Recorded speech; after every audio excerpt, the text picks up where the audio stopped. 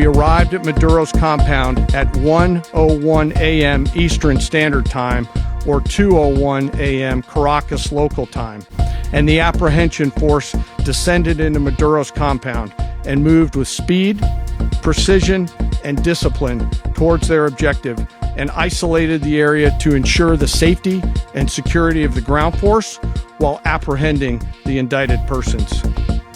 On arrival into the target area, the helicopters came under fire, and they replied with that fire with overwhelming force in self-defense.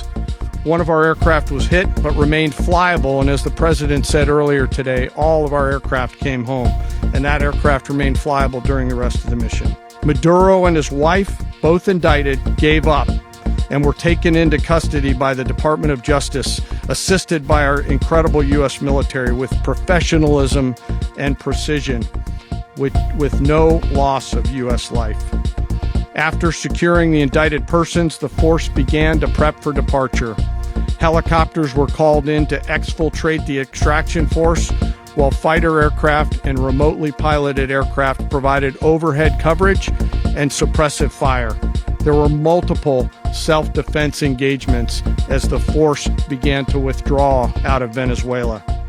The force successfully exfiltrated and returned to their afloat launch bases, and the force was over the water at 3:29 a.m. Eastern Standard Time. We're going to run the country until such time as we can do a safe, proper, and judicious transition. So we don't want to be involved with having somebody else get in, and we have the same situation that we had for the last long period of years. So we are going to run the country until such time as we can do a safe, proper, and judicious transition.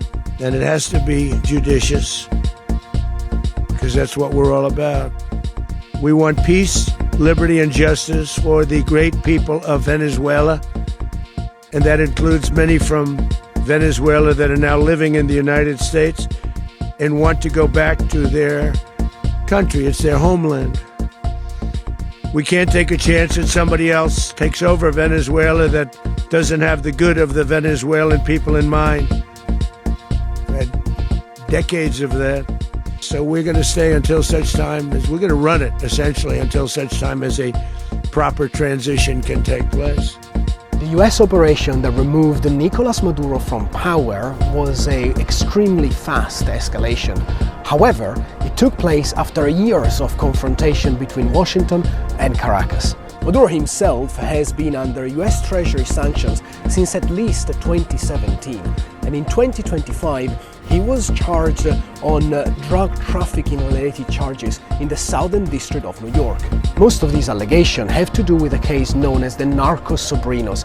These are 3 members of Maduro's personal family, actually 3 nephews of his wife, Celia Flores, who have been detained and arrested by DEA agents while attempting to introduce drugs into Florida via Haiti several years ago. They were later pardoned and exchanged for US prisoners that were unjustly detained in Venezuela. In the last few years, Maduro has always denied any allegation of being involved with drug trafficking, saying that this is just a plot from the US to remove him from power, and that instead Venezuela has been a bulwark against drug trafficking in the region. But of course the White House has never bought that line, and in the last few weeks and months we have seen an unprecedented build-up of military power in the Southern Caribbean, first to stem off drug traffickers coming via sea, via drug trafficking speedboats, and then moving after the Venezuelan president himself in a dramatic fashion in the early hours of Saturday.